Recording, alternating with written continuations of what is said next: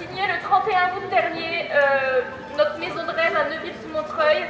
On a fait énormément de travaux dedans. On a emménagé en début octobre et malheureusement la suite, tout le monde la connaît. Aujourd'hui, c'est 313 jours qu'on n'est pas revenu dans notre maison. C'est une galère monumentale pour les assurances et je peux vous dire que j'en passe des heures au téléphone, acharnée à batailler avec les experts. On en a eu 2 et là le dernier, aussi gentil soit-il, aux dernières nouvelles, nous a donné un ultimatum sous 15 jours. Imaginez, de nous dire notre verdict pour l'indemnisation et bien sûr on n'est pas d'accord. C'est une somme qui, 60% de notre maison, on va y laisser des plumes, c'est hors de question, désolé. Mais aujourd'hui, c'est pour la parole, elle est à vous aussi, il faut être entendu. On est un couple et je pense qu'il y en a plein d'autres qui sont dans le même cas que nous. Mais restons solidaires dans la résilience, s'il vous plaît, pas de...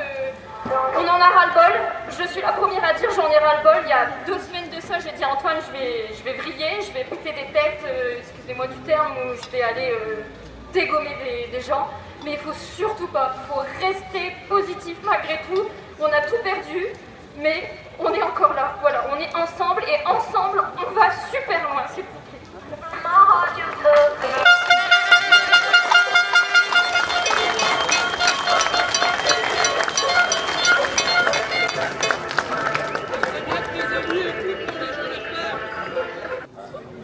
Oui, bonjour à toutes et à tous. Je ne vais pas témoigner, je crois que voilà, les témoignages sont assez poignants et ils continuent, ils durent encore. J'ai pu en attester de dimanche à lundi dans la nuit. J'étais sur le terrain aussi. Alors c'est vrai qu'il y a la colère ce matin, je l'entends là, cette colère, et si je suis ici c'est pour l'entendre. Je ne fuis pas mes responsabilités, bien au contraire. Bien au contraire, je suis là, présent avec vous, parce que j'estime que la poussière, on ne doit pas la mettre sous le tapis. Donc ça, c'est mon boulot. Qu'est-ce que je fais? Alors, j'ai pas les moyens d'aller faire des trous dans les campagnes, j'ai pas les moyens de remettre du bitume sur les routes, c'est pas dans mes attributions, mais moi, mes moyens, ce sont de pousser les services concernés. D'ailleurs, ça avance certainement pas à la hauteur et à la vitesse que vous souhaitez. Le collectif, est-ce que j'ai demandé depuis janvier, j'ai demandé que les habitants soient informés régulièrement par secteur, par petit secteur, parce que les problèmes des uns ne sont pas les problèmes des autres. Dans la Basse-Vallée, dans Atin, dans la Caloterie, c'est différent encore de ce qui se passe à Alombier ou à Ubersan. C'est pas du tout le même traitement. Donc il est important aujourd'hui que ces petites réunions soient organisées pour que les habitants soient au courant. On va me dire qu'il y a des cartes qui existent, vous pouvez aller les voir sur internet, c'est vrai, mais parfois c'est quand même compliqué, c'est ce que j'ai dit hier après-midi en sous-préfecture, c'est compliqué de lire une carte et de savoir exactement précisément ce qui est fait. Donc ça c'est mon boulot. Mon boulot c'était hier après-midi aussi pour alerter et puis sensibiliser et aussi pousser la sous-préfète que vous allez rencontrer après, mais surtout le préfet, pour que les services d'État se mettent en marche aussi en action et en accompagnement. Je ne vais pas répondre pour les autres services, pour les autres organismes, c'est pas moi, c'est pas ma place. Aujourd'hui, je suis ici en tant que député, et s'il faut prendre des décisions, je les prendrai dans le sens du territoire. Et ça, c'est important. Et c'est pour ça que je suis ici à vos côtés ce matin. Et j'y tenais, j'étais en 15 sur Bayon, j'ai fait au maximum pour être ici à vos côtés, et je resterai à vos côtés parce que j'ai encore vu trop de souffrance, il y a un gros traumatisme dans la population, c'est ce que j'ai réitéré hier après-midi, et ce traumatisme, il faut aussi le régler. Donc des paroles ce matin, certainement, mais sachez que depuis le 6 novembre, eh bien, je suis en permanence sur le terrain et que mon action, je ne veux pas non plus énumérer tout ce que je peux faire, c'est pas le sujet. Je crois que chacun fait aussi dans sa partie. Il y a des maires ici présents que je remercie parce que les maires aussi, ils se mouillent, c'est le cas de le dire. On ne voit pas non plus toujours ce qu'ils font, mais il y a des maires qui sont aussi à l'action. Il faut saluer, il y a des élus qui sont à l'action. Il y a aussi, et surtout, la population aussi qui fait preuve de cette solidarité que je vous reconnais et que je salue. Au moins, on est... Voilà, ces événements tragiques ont témoigné quand même qu'on savait encore avoir ce niveau de solidarité. Mais pour ma part, je suis ici à vos côtés, je continuerai à prendre la mesure de ce qui est fait, à remonter cette mesure, et puis prendre ma partie aussi de responsabilité, puisque j'accompagne certaines personnes. Maintenant, comme je l'ai dit hier après-midi, c'est dans la dentelle. C'est dans la dentelle. On a réglé toute une série de travaux. Vous verrez, il y a une centaine de travaux qui ont été réalisés, d'actions qui ont été réalisées. Mais maintenant, c'est dans la dentelle qu'il faut organiser l'aménagement du territoire. Et cet aménagement-là, je crois qu'il faut construire ensemble. Donc je réitère ma demande et je ne lâcherai pas, que ce soit avec le préfet et les services d'État, c'est que vous soyez informés correctement et que vous sachiez ce qui doit arriver. Voilà mon action. Et si je suis ici, je vous dis, c'est pas pour fuir des responsabilités.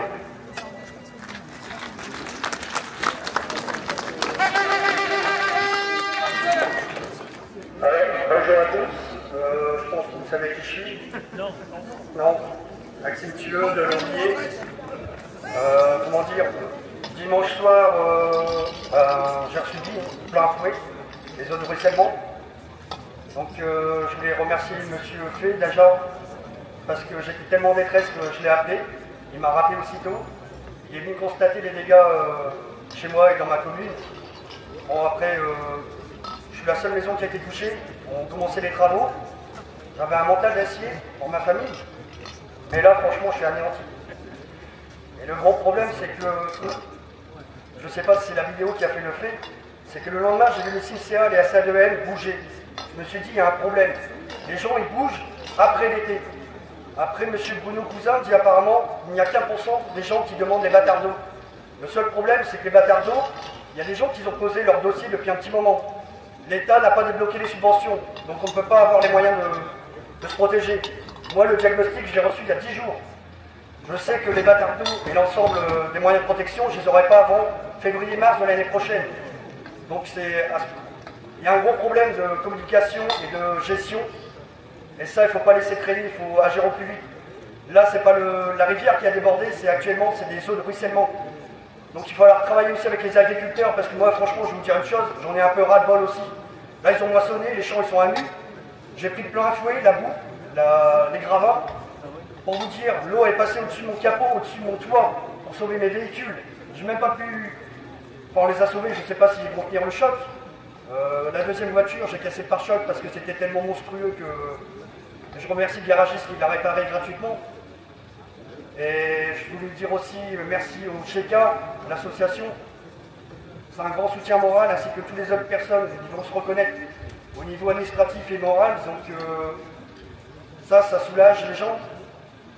Mais moi, franchement, là, je suis tellement anéanti que bon, on va faire le fond Barnier parce que monsieur le préfet m'a rappelé pour faire le fond Barnier au plus vite. Tout au début, quand on avait discuté à plusieurs réunions, ça s'était mal passé, entre guillemets. Je suis visible. Alors, ce qui est compliqué, c'est que même si on est éligible, je voudrais bien savoir si, comme j'ai une maison mitoyenne à côté, est-ce que l'État rachète la maison? Ou si c'est un refus, malgré qu'on est éligible? Ça, c'est la grande question. Et là, je sais que je me suis bloqué suite aux démarches, les fonds Barnier vont durer entre 1 an et 1 an et demi. Donc là, actuellement, je vis depuis 9 mois chez moi dans une maison délabrée. J'ai pas de chauffage, j'ai rien. Pour le peu de rachat que j'ai fait actuellement, j'ai perdu quelques matériaux, des choses basiques d'électroménager que j'avais racheté juste en stand-by. Donc les choses ont à peine 1 mois et demi, 2 mois. Et après, je vais vous dire aussi, ça a détruit une vie de famille.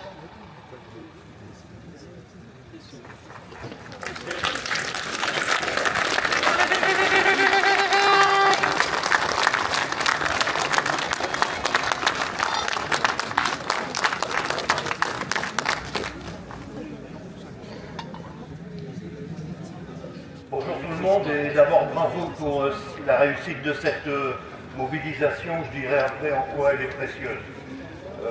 Donc je suis à l'APD, Fédération Nord Nature Environnement, c'est une fédération régionale. Nous avons des représentants dans les commissions officielles dont nous avons beaucoup à nous plaindre puisqu'elles ne sortent rien.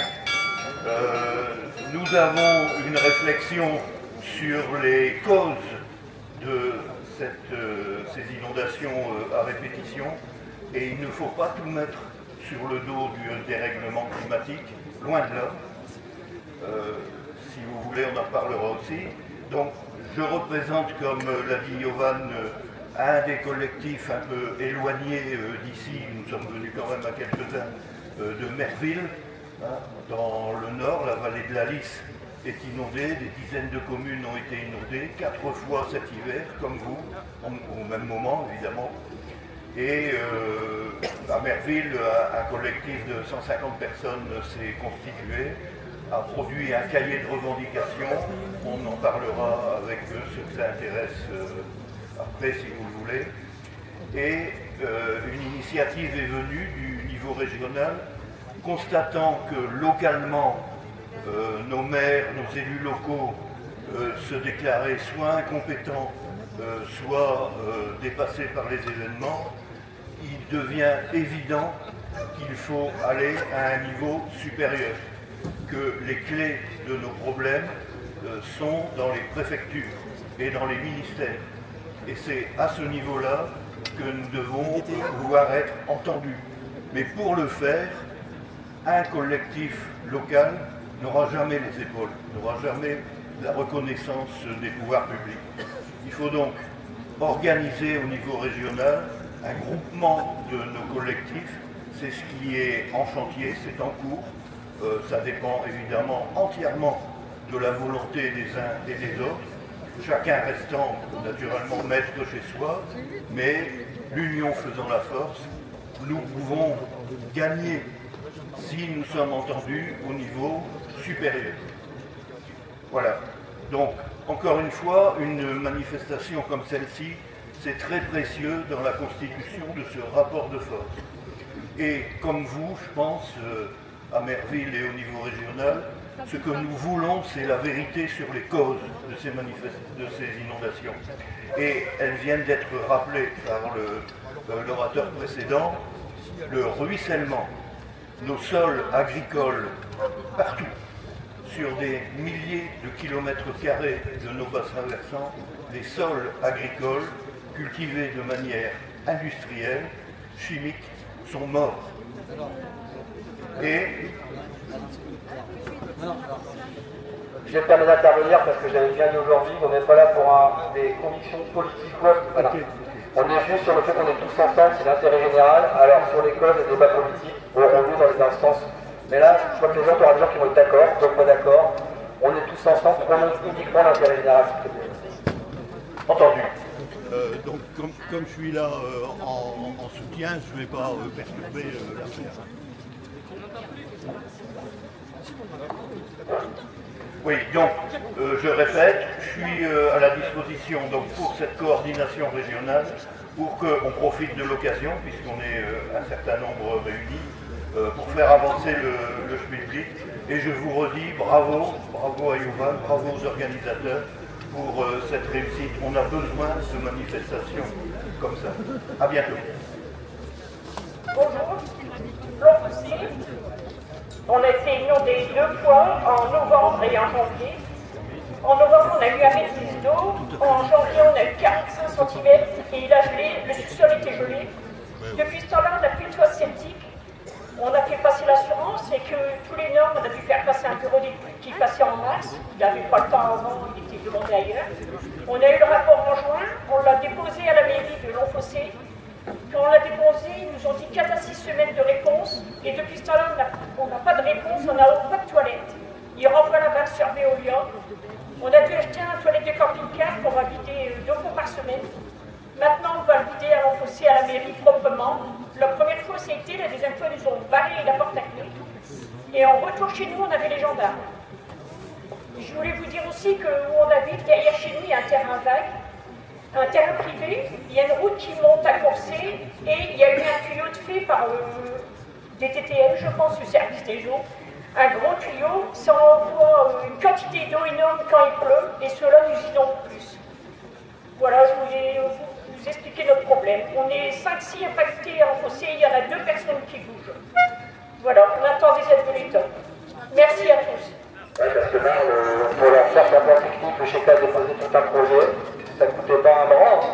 Par rapport à des tonnes de sable sur Berlimont, je pense que ça ne coûtait pas si cher que ça. Et on nous a répondu à faire une étude d'impact, et une étude d'impact sur un marais, c'est ça? Donc pour protéger des habitations. Ouais, c'est l'image de la Ciudad de Belleville à cette vallée. Hein.